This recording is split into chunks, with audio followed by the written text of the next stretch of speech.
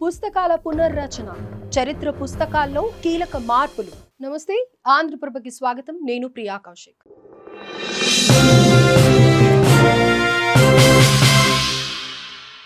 ఎంతో మంది ఎప్పటి నుంచో ఎదురు చూస్తున్న చరిత్ర పుస్తకాలు పునర్రచన స్టార్ట్ అయింది. అవును, సాంఘిక శాస్త్రం పాఠ్య పుస్తకాల్లో కీలక మార్పులు చోటు చేసుకుంటున్నాయి.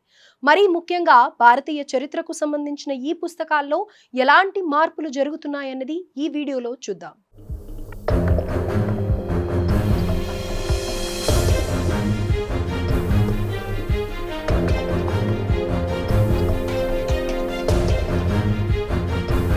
మనలో చాలా మంది చరిత్ర పుస్తకాలను పునర్రచించాలని ఎప్పటి నుంచో డిమాండ్ చేస్తున్నారు. మరీ ముఖ్యంగా జాతీయవాదులు. అయితే 7వ తరగతి చరిత్ర పుస్తకంలో మార్పులు జరగగా తాజాగా 8వ తరగతికి చెందిన సాంఘిక శాస్త్ర పుస్తకంలో మార్పులు చేసింది national council of education research and training సంస్థ. ఈ మేరకు exploring society India and beyond అనే కొత్త పుస్తకాన్ని ప్రచురించింది. ఇది సాంఘిక శాస్త్రానికి సంబంధించిన మొదటి భాగం. ఇందులో ప్రధానంగా భారతీయ చరిత్రలో చీకటి అధ్యాయాలను వివరించింది. అంటే మొఘలులు క్రూరత్వ పాలనను తెలియజేస్తుంది. ముఖ్యంగా మొఘల్ సామ్రాజ్యాధినేతలకు సంబంధించిన పాఠ్యాంశాలు ఉన్నాయి. వీరిలో ముఖ్యంగా బాబర్ సామ్రాజ్యాన్ని విస్తరించే సమయంలో ఆయా ప్రాంతాల రాజులతో పాటు ప్రజలను హింసించడమే కాకుండా అతి క్రూరంగా చంపాడు. ఆయనే మొఘల్ సామ్రాజ్య స్థాపకుడు. ఆయన పాలనలో క్రూరమైన చర్యలు జరిగాయి. ఆ తర్వాత వారి వంశంలోనే అక్బర్. ఆయన మొఘల్ చక్రవర్తుల్లోనే గొప్పవాడు. ఆ తర్వాత ఔరంగజేబు. ఆయన పాలనలో క్రూరత్వం అనేది చరిత్రలో ఓ భాగం.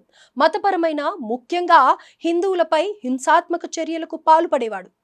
దేవాలయాలను ధ్వంసం చేసేవాడు. ప్రజలను హింసిస్తూ తిరుగుబాటు చేసిన వారిని అతి దారుణంగా శిక్షించేవారని చరిత్రలో ఉంది.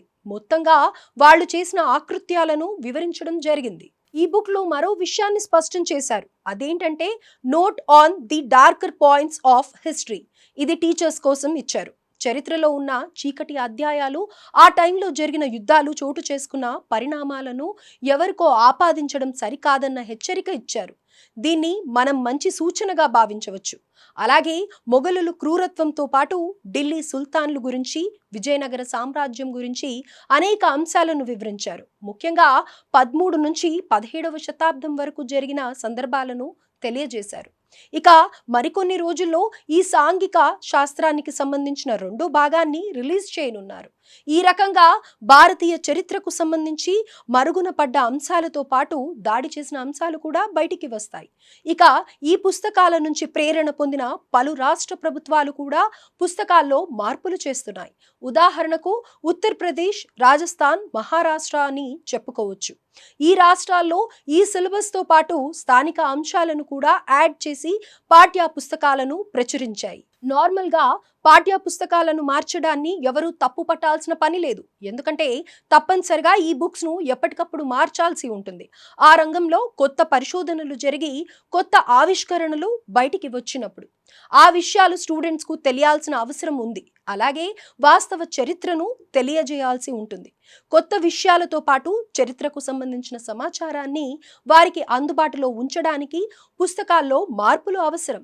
సరిగ్గా ఇదే తరహాలో ఇప్పుడు వచ్చిన చరిత్ర పుస్తకాలు మొత్తంగా విద్యార్థులకు భారత వాస్తవ చరిత్రను తెలియజేయడంతో పాటు భారతీయులు సంస్కృతి సాంప్రదాయాలను కాపాడుకోవడానికి ఎలాంటి పోరాటాలు చేశారనేది వివరిస్తుంది.